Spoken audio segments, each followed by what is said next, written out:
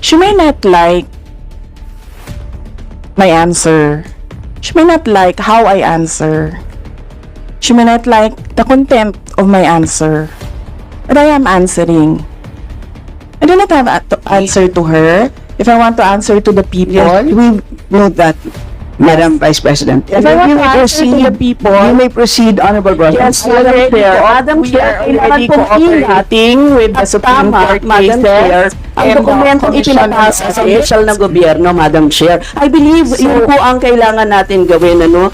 Sa isang simpleng mamamayan, kapag Madam Chair, nagkamali ka ng kahit isa sa diba? board na sasagutin, Please wait Madam to be Chair. acknowledged. Yes, Honorable Rosas, please Yes, proceed. nagpapasa tayo Diba, ng application. Kailangan tama ang nakalagay, Kung hindi Madam niya naman Chair. gusto kung paano Ipapasulit sa'yo kapag nagkamali, sumasagot ganyan din ang ako. gobyerno. To be acknowledged, Diba? Madam Vice President. Isa-isa lang Hindi po tayo, naman tayo pwedeng sabihin nyo na magkakaintindihan. hindi ako sumasagot dahil hindi niya gusto yung sagot ko. Balitang dapat mong mapanood. Arlene Brosas, sinupalpal ni Vice President Sara Duterte. Tanga nga kayang tunay o nagtatanga-tangahan lang para makahanap ng butas? Pero bago ang lahat, maaari kayong mag-subscribe para maging updated sa mga issue at bagong mga balita. Walang takot ngang hinarap ni Vice President Sara Duterte ang mga aligasyon laban sa kanyang opisina patungkol sa mga nagamit na pondo.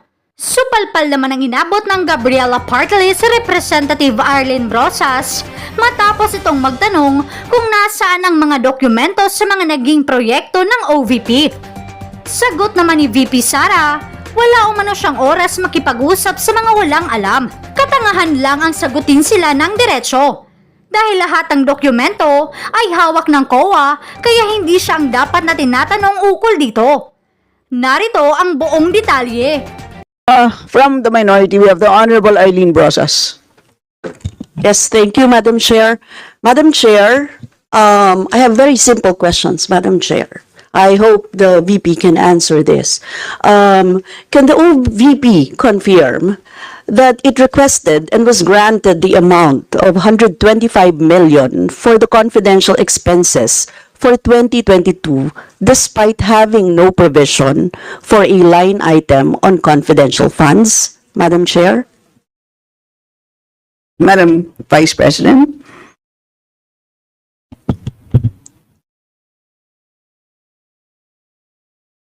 Madam Chair, that is the subject of Supreme Court cases. So, Arlene, Madam Chair, please proceed. Yes. yes, Madam Chair, ang tanong ko lang po ay simple, no? Kung may provision, kung may line item o wala. So, Madam Chair, kung hindi po sinasagot, I will go on to my next question, please Madam proceed. Chair. Maaari rin bang kumpirmahin ng OVP na ang 125 million confidential funds na nirequest nito noong 2022 ay ginamit lamang mula December 21 hanggang December 31, 2022, Madam Chair? Madam Vice President. Madam Chair, that is the subject of Supreme Court cases. Yes. Madam Chair, obviously, ayaw tayong sagutin, Madam Chair, kasi, Madam Chair, pera ng taong bayan ito, Madam Chair, no? Yun po yung nakalagay dito. At karapatan na malaman ito ng bawat isa sa atin, Madam Chair, it is a matter of public interest. At humihingi po tayo ng transparency and accountability kaugnay dito, Madam Chair. So, Madam Chair, kung hindi po sasagutin yung two questions ko, baka naman yung third, Madam Chair, masagot. Ayon sa ipinasang accomplishment report, utilization of confidential and intelligence funds ng OVP, ginamit ang 125 million para sa safe implementation of OVP initiatives and confidence building. Ano itong safe implementation of OVP initiatives and confidence building? Ano po yung programa sa ilalim nito, Madam Chair? Madam Vice President. Madam Chair, the first two questions are exactly the questions that were submitted to the Supreme Court. The Supreme Court is the correct venue to answer those questions because there are pending cases there already. Sa pangatlong tanong niya, that is, our answer, nakalagay doon sa aking opening statement, we cooperate with all the audit actions of the Commission on Audit. So, lahat yan, sinasagot namin sa tamang venue. Kinestyon kami sa Supreme Court, sumagot kami sa Supreme Court. Kinestyon kami sa COA, sumagot kami sa COA. Yes, thank you, Madam Chair. No, precisely. Kaya ko po tinatanong to, Madam Chair. If you remember, we requested, actually hindi nga kami nag-request eh. Nag-request kami na isabina doon sa stake room yung audit report because we would like to be appraised doon sa nilalaman, Madam Chair. Kaya po tayo nagtanong. And since the VP is saying na merong Supreme Court, may we have a copy, Madam Chair, of the Supreme Court, no, na kanilang kaso, Madam Chair. Pwede ba yun i-disclose sa atin, Madam Chair? Please, do you have a copy of that, Madam Chair? Of course not. I am not the Supreme Court. They should request doon sa Supreme Court. The Honorable Eileen Brosas, proceed please. Thank you, Madam Chair. Obviously, ayaw tayo sagutin, no? Kaugnay sa ating mga hiling at sa ating mga katanungan, Madam Chair. Dapat po masagot tayo, no? Very specific kung ano yung ginawa, no? Sa pera ng taong bayan. Kasi pera ng taong bayan to eh, Madam Chair. Kasi Madam Chair, sa accomplishment report na ipinasa ng OVP sa loob lamang ng December 21 to 31, 2022, gumastos ang OVP ng first, 14 million para sa purchase of information, 10 million para sa payment ng reward, 16 million para sa rental of incidental expenses para sa maintenance ng safe houses, 35 million para sa purchase ng supplies, 40 million para sa medical and food aid, 10 million para sa incentives o traveling relative to the confidential operations. So, Madam Chair, sa Joint Circular Number 2015-01 ng COA, DBM, DILG, GCG, DND na naglalaman ng guidelines on the entitlement, release, use, reporting, and audit of confidential or intelligence funds, hindi kasama sa paggagamitan ng confidential funds ang medical at food aid. Kaya saan ginamit ng OVP ang 40 million para sa medical and food aid? Ito ay pinakamalaking confidential funds budget na nilaan ng OVP. Kaya po dapat sagutin tayo, no, ng OVP kaugnay dito, Madam Chair. Madam Vice President. Yes, Madam Chair. In my opening statement, we said on the issue of confidential funds, we have received audit actions regarding the confidential funds of the OVP. We have submitted our responses and we assure our full cooperation with the ongoing audit. Please proceed, Honorable Brosas. I am reiterating, Madam Chair, na ayon sa 4.0 General Guidelines number 48, the CF or the confidential fund shall be used only for the following: purchase of information necessary for the formulation and implementation of program activities and projects relevant to the national security and peace and order. So, Madam Chair, ito po yung nilalabag nun, Madam Chair.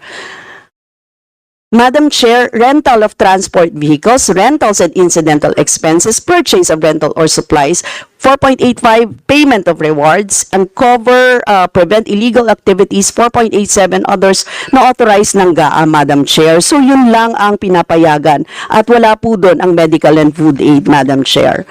Madam Chair, sa next question ko po, sa date ng liquidation report, date na lang to date na lang ng liquidation report ng OVP, Madam Chair. Para sa period ng December 21 to 31, 2022, sinubmit ito noong January 10, 2023, but the certification date was January 10, 2022 at ninotarize ito ng January 16, 2023. Maaari po bang ipaliwanag ito ng OVP, Madam Chair? Do you mean January 10, 2023?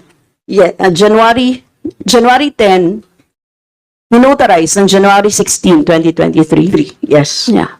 Madam Vice President.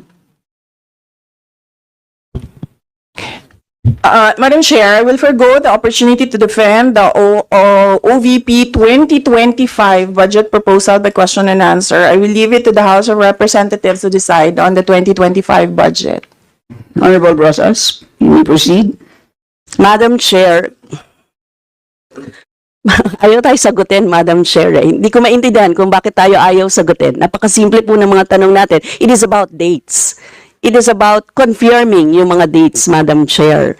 So ayaw tayo sagutin at sa harap no ng publiko. Ang publiko po ay may karapatang malaman ito. Kaya po tayo nagka-question kaugnay dito, Madam Chair. This is about transparency and accountability, and it doesn't exempt the office of the Vice President. No, Madam Chair. Madam Chair. Yes, Madam Vice President. She may not like my answer. She may not like how I answer. She may not like the content of my answer. But I am answering. I do not have to answer to her. If I want to answer to the people, Yes, we note that, Madam Vice President. if I want to answer to the people, You may proceed, Honorable Brosas. yes, Madam Chair, Madam we Chair, are kailangan already pong cooperating with the At Supreme tama, Court Madam Chair, cases ang and the dokumentong Commission on ipinapasa sa Ethics. opisyal ng gobyerno, Madam Chair. I believe yun po ang kailangan natin gawin, ano?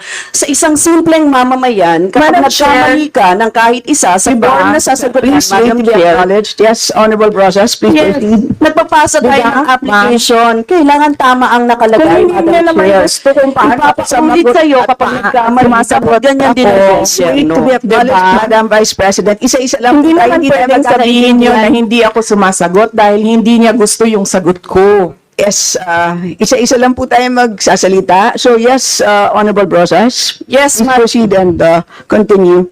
Thank you, Madam Chair. Madam Chair, kailan sinabmit ng OVP ang liquidation report ng 2022 confidential funds sa Intelligence and Confidential Fund Audit Office ng Commission on Audit? Yan, Madam Chair, siguro naman masasagot tayo ng OVP, Madam Chair. Madam Vice President.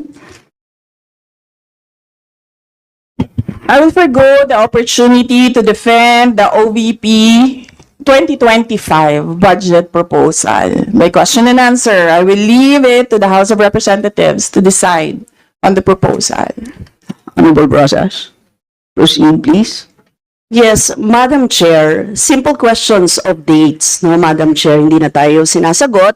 I don't think so nasasagutin niya tayo sa iba pa. So, Madam Chair, let me run down my questions, ano, sa iba pa. Madam Chair, yung pagtanong ko sa kailan sinabmit, tapos kung kaya, ibig sabihin yung liquidation report na dated January 10, 2023, it was only submitted to ICFAO on September 18, 2023. And Madam Chair, pinrocess ang confidential funds na ito noong 2022. Tatanungin ko rin sana kung aware ang OVP sa Joint Circular number 2015-01.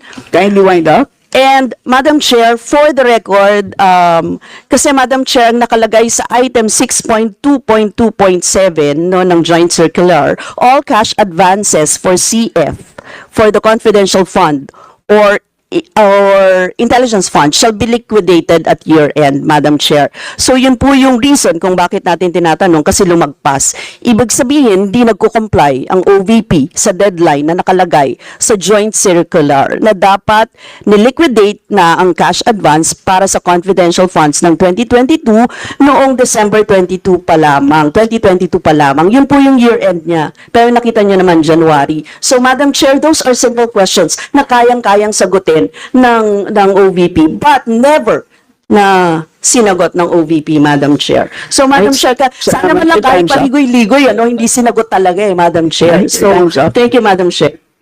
Next to interpolate is Madam Chair? yes. Yes. Hindi po totoo yung sinasabi ni Representative Brosas na hindi ako sumagot. Hindi sumagot ang Office of the Vice President. We cooperated with the cases in the Supreme Court. There are 4 cases in the Supreme Court. And then we cooperated with all the audit actions of the Commission on Audit. Now, I will forgo the opportunity to defend the Office of the Vice President 2025 budget proposal by question and answer, and I will leave it to the House of Representatives to decide on the proposal. Madam Chair, Thank you. last lang, Madam Chair. This is a Congress, Madam Matalista ka na Chair. lang sa round 2, Honorable Brosas. Yes, sasabihin ko lang, Madam Chair, na proper forum ito para malaman natin ang lahat. This is a proper forum. Ang Kongreso po ang dapat nag-aalam niya. Thank you. Right, so next to interpolate is the Honorable Micaela Angela Swansing. Thank you very much, Madam Chair. Madam Chair, my line of questioning would be based on the different documents submitted by the the Commission on Audit and Compliance to the subpoena duces tecum, as well as the accomplishment reports submitted by the Office of the Vice President.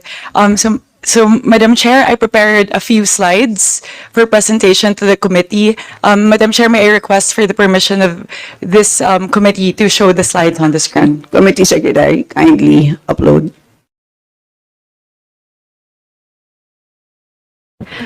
Madam Chair, given the volume of the documents, I have created this chart to summarize all the pertinent information with regard to all of these documents summarized across the different quarters. First, I would like to highlight the number of days by which the 125 million pesos was spent across the 4 quarters. In the first quarter, it was spent within 11 days. That is the period of December 21 to 31, 2022. For the first quarter of 2023, it was spent in 52 days between February and March, 67 days for Q2 2023, and 79 days for Q3 2023. And if you average that out, Madam Chair, as you can see there, we're looking at 11 million, 2 million, 1 million, and another 1 million for each of the quarters. And here, Madam Chair, I would like to now move to the highlights of the findings of the Commission on Audit.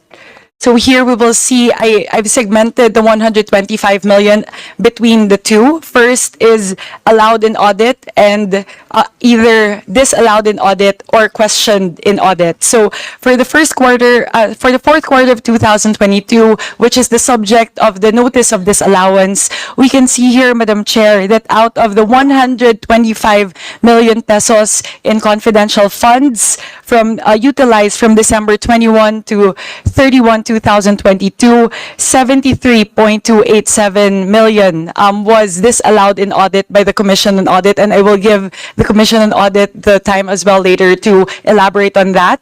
And 51.7 million was disallowed in audit, allowed in audit. Here, Madam Chair, you would see that across the 3 succeeding quarters, while not yet or not subjected to the notice of disallowance, has already received the audit order memorandum with particular findings. So here, Madam Chair, you would see that on average, 53%, 49% and 28% of the amount in question was questioned by COA in the succeeding AOM. So perhaps, Madam Chair, I will do that as well, divide it per day, just to contextualize it. So for the fourth quarter of 2022, 6.66 million pesos on average daily was disallowed in audit out of the 11.3 million pesos spent by the OVP between the period of December 21 to 31, 1.2 million in the next quarter, 925,000 in the next quarter, and 443,000 in the next quarter. So, Madam Chair, I will stop here for now and throw a question to COA, if I may, Madam Chair, to the Assistant Commissioner. May he please elaborate on the grounds for the fourth quarter of 2022 for the disallowance of the 73 million, which translates to 58.6% of the expenditure. May I ask COA as to the nature of the disallowance, and for the succeeding quarters, may we ask COA, Madam Chair, to elaborate on the nature of the issuance of the questions under the AOM. Thank you very much, Madam Chair. Assistant Commissioner Juliano, you have the floor, sir. Madam Chair, may I be allowed to explain the reason of my presence in this budget hearing? Yes, please This proceed. is in connection with the invitation of Honorable Elizalde to our chairperson, Gamaliel Cordova, who is now attending a Senate hearing on the revised audit code of the Philippines. And he instructed me to represent him in relation to the subpoena duces tecum issued by the Committee on Appropriations. I would like to explain that we have a dedicated office that is the Intelligence and Confidential Fund Audit Unit that exclusively audits the Intelligence and Confidential Fund. It is not revealed to any other office, even my office. I am overseeing the special services sector and local government audit sector. Thus, I could not give you the details or the specifics about the audit of the disallowance, and we already submitted our compliance with the committee, and I'm not the proper person to explain the details of the notice of disallowance. Thank you. Honorable Swansing. Madam Chair, the reasons behind these disallowances and the questions under the AOM are detailed in the notice of disallowances and the AOM. So in the absence of a response from COA, may I quickly highlight, Madam Chair, the highlights of the different documents? Please proceed. Thank you, Madam Chair. For the notice of disallowances, the nature pertain in the non-compliance with item 4.8.5B of Joint Circular Number 2015-01, which is the non-submission of documents evidencing success of information gathering and or surveillance activities. And for the others, Madam Chair, COA did not allow the inclusion of rewards of various goods as supplies, as indicated in the menu category. And that is actually, Madam Chair, very similar across the board. You would see that the AOMs have a very similar nature in terms of the questions posed by COA. It really pertains on the same issues at hand. If I may request COMSEC to please move to the next slide. Yes, but you have 30 seconds left. Thank you, Madam Chair. I will wrap up. Yes, please. Slide 3, please.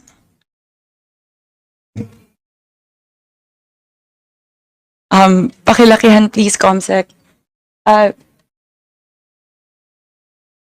Here, Madam Chair, as you would see across the board for every single one of the quarters in question, there seems to be a pattern, Madam Chair. Here you can see that the categories are the same in terms of expenditure across the different quarters, which makes sense given that there's a menu within the joint circular for the different categories through which the confidential funds may be utilized. But two things, Madam Chair, that I would like to highlight here. Given that there are differing number of surveillance areas for each of the different periods and the number of days, even though, for example, Kindly wrap up. sorry, Madam Chair, my laptop is freezing. Madam Chair, regardless of whether or not the number of areas surveillanced is 111 or the upper bound, which is 132, the pattern of spending seems to be the same across the different quarters. And also the line items questioned by COA in terms of, as you can see here, the ones in orange are the same. It's with regard to the payment of rewards, the provision of medical and food aid, and the payment of incentives and traveling relative to the confidential operation. So, Madam Chair, in this very heavy slide, all I would like to highlight is there seems to be a pattern. There's a pattern in terms of expenditure, regardless of the amount of work entailed, and the pattern as well in terms of questionable categories on the part of COA seems to be the same as well. And Madam Chair, just to close, last na talaga, Madam Chair, next slide. Next slide as well. Comsec, next slide, please. Madam Chair, just to highlight, in peso terms, in terms of percentages, in terms of the notice of disallowance for Q4 2022, siguro po mahalaga for us to contextualize it in terms of peso terms. So for Q4 2022, dun po sa pinag-usapan natin na 125 million pesos in confidential funds na nagastos po in 11 days. Sa bawat 10 piso po na ipinagkatiwala po ng taong bayan sa Office of the Vice President patungkol po dito sa confidential funds, 6 na piso po. 6 na piso sa 10 piso. Yung sa palagay po ng COA ay nagastos sa hindi tamang paraan. So, mahalaga po, Madam Chair, na makita po yon sa ganong konteksto. And looking at the percentages, it seems to be the same in the succeeding quarters. I would not preempt it, given that the audit is still ongoing. But in Q1 2023, that's 5 pesos out of 10 pesos. For Q2 2023, that's 5 pesos as well out of 10 pesos. At sa Q3 2023 ay 3 piso sa 10 piso. So ganun po, Madam Chair, it's important to ask for accountability given the oversight functions of the House as well. Aside from scrutinizing the budget, making sure that we put the right budget where they're needed. It's also the responsibility of the House to exercise oversight and ask for accountability. So, Madam Chair, yun lang po. Gusto lang po natin siguraduhin na nagagastos po sa tama yung kaban ng bayan. Maraming salamat po. Salamat, Madam Vice President. Do you wish to respond first, Madam Vice President? Or I think, ma'am, point of order is more important than the answer. I will repeat what I said earlier. The subject matter, as defined by the chair of this hearing, is the 2025 budget. And yes, it is customary to examine the 2024 budget. But we are having a very, very close and very, very even eloquent examination of the 2022 budget or 23 budget, for which we have already taken action by removing the confidential funds of the Vice President in the 2024 budget. So I submit again, Madam Chair, that this is not, I mean, if we're talking about oversight, yes, there is oversight of any House committee, but not during the budget hearing of a specific year's budget. So there is a Committee on Public Accountability chaired by Congressman Paduano. So all of those are all venues within the House, not to mention the issue, the legal issue of what is already being discussed in the Supreme Court. So I raise the continuing point of order, Madam Chair, on all of the questions regarding the 2023 budget. thank you, ma'am, for your insights. But again, Madam Chair, It there's is- a point of order. Please rule on the point of order. we have already, Madam. It is a must for the chair to rule on the point of order. Chair There is a is point of order, Madam Chair. speaking, the chair is speaking. I would like to request members as well to respect, Yes, the Madam Chair. That Sandali is lang. the rule. So the rule says if a point of order is raised, the chair will have to rule on the point of order. Yes, and